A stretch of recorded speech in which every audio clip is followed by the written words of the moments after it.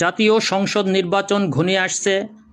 MP প্রার্থীরাও প্রচারণায় ব্যস্ত সময় পার করছে। তেমনি একটি প্রচারণা আপনাদের সামনে তুলে ধরছি, মোটর শোভাযাত্রা। এটা অন্য কিছু নয়, এটা ফরিদপুর 1 আসনের খেলাফত মজলিসের মনোনীত প্রার্থী মুফতি শরাফত হোসাইন, তার একটি মোটর শোভাযাত্রা, এবং তিনি প্রচারণার ব্যাপক সময় পার করছেন এখন তিনি তার এলাকার মধ্যে। মুফতি শরাফত হোসাইন সম্পর্কে যদি বলতে যাই, তিনি কিন্তু এই এলাকার মধ্যে অত্যন্ত জনপ্রিয় নেতা এবং তিনি একজন প্রখ্যাত আলেমে দ্বীন এবং ব্যবসায়ী।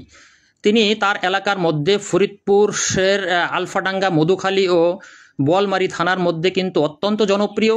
এ কারণেই তিনি কিন্তু পূর্বেও একবার উপনির্বাচন করেছিলেন। সেই উপনির্বাচনের মধ্যে কিন্তু তিনি জয়লাভও করেছিলেন সবার মুখে মুখে, কিন্তু সরকারের কারসাজির কারণে তাকে কিন্তু বিজয়ী ঘোষণা করা হয়নি।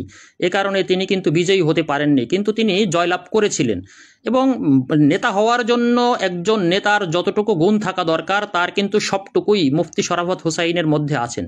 তিনি যেমন একজন দিনদার ব্যক্তি, তেমনি তিনি মার্কাজুল ইসলামী থেকে বিভিন্ন সময় বিভিন্ন অনুদান এনে টিউবওয়েল, সেলাই মেশিন বা বিভিন্ন কিছু, যত কিছু অনুদান হতে পারে গরিব দুঃখীদের জন্য, সব কিছুই কিন্তু এই এলাকায় মানুষের জন্য, গরিব দুঃখীর জন্য তিনি বিতরণ করেছেন।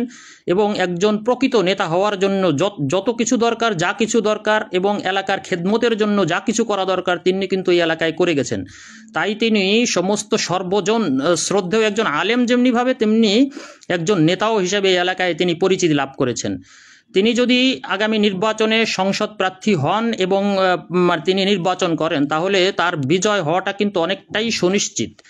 তেমনিভাবে আমি কিছুদিন পূর্বেও আমাদের ফরিদপুর 2 আসনের যে প্রার্থী হজরত মৌলানা আকরাম আলী সাহেব ধলা হুজুর, তিনিও তার একটা প্রচারণা দেখেছিলাম। মানুষের মধ্যে কিন্তু ব্যাপক সাড়া ফেলেছে এবং মানুষ চাচ্ছে এখন ইসলামপন্থীদের ক্ষমতায় আনার জন্য। সেটাই মনে হয় মানুষের মধ্যে এখন দেখা যাচ্ছে।